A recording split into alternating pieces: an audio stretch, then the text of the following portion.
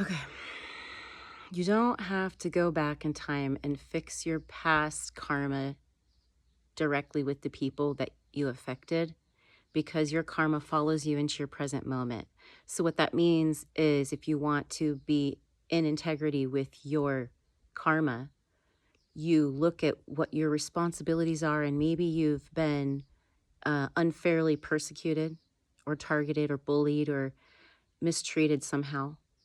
And I tell myself, it's just what I have to deal with in this life. And I don't complain about it. I just do the best I can to handle it, because I'm pretty sure at some point I hurt someone or I did something, and this is just the balancing out of that. It's not about guilt and shame. It's about responsibility. So when you want to go into the center of Earth, we're sitting at Pluto's cave, Kelly, and you want to go inside another realm. And we're the gatekeepers. We're going to tell you that giving you permission to go into that realm makes you, it's a privilege. And when you have a privilege of some kind, it means you're taking on more responsibility. So when you have this knowledge that you're inviting in by communicating with the elders and the Lemurians and seeking this higher wisdom, that's why you're going to have to be impeccable, because you're going to have to stand for the wisdom that you learn. You're going to have to be ready physically to move into that. And if you're not, then you're going to bring on anxiety, because the anxiety is what keeps you pulled towards the direction of self-improvement. And you're having to go through a process of self-improvement because of brainwashing that you're trying to step out of. And it's sticky, and sometimes it's uncomfortable because of the type of brainwashing that made it go in there. It's more comfortable to stay that way. So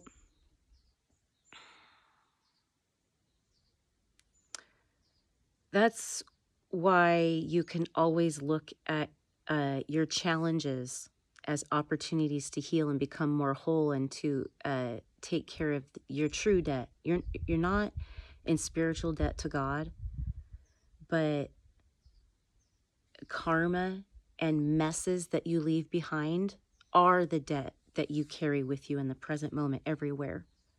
So when Kelly left that bag back at Panther Meadows, she accrued debt, and she showed up to a campsite that was just filthy. Just filthy. I was trying to find the campsite that was the most private. There were many options. And then when I pulled into one, I was like, this is good. There's trees between me and everyone. There was just aluminum foil in the fire pit scattered everywhere, cigarette butts, little bread tie, plastic pieces. Half an hour, I'm picking up trash from the campsite for half an hour.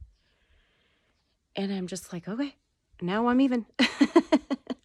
Now I'm even with leaving my bag up on Panther Meadows.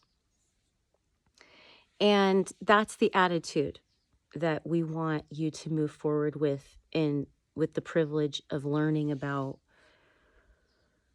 the higher dimensional ways, the mystical, esoteric ways that will help you exit the matrix. We want you to understand that you're carrying everything with you in the now and moment. A lot of your power begins with your breath, because your breath is like an anchor for your busy mind, your monkey mind, to anchor to ride the wave of current now moment.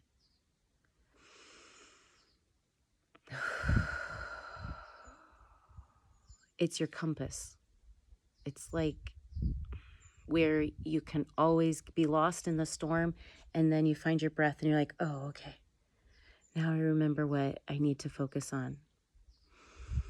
Make meditation a practice of finding clarity about what is important in this very now moment. It might not be obvious. You might be thinking something's important and it's not that important, and you won't know unless you sit and you take a breath.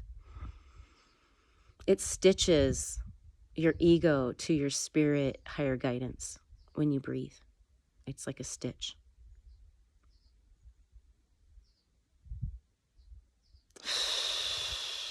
Okay, so as you enter the cave, clean up after yourself. Okay, as you think about ways to change society, consider the consequences of the next 7 generations. Don't leave a trace. Don't start systems that are going to hurt the earth.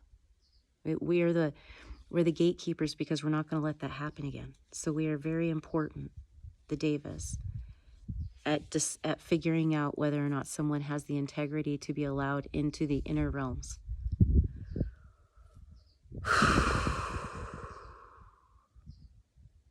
Much love, and so it is. Namaste.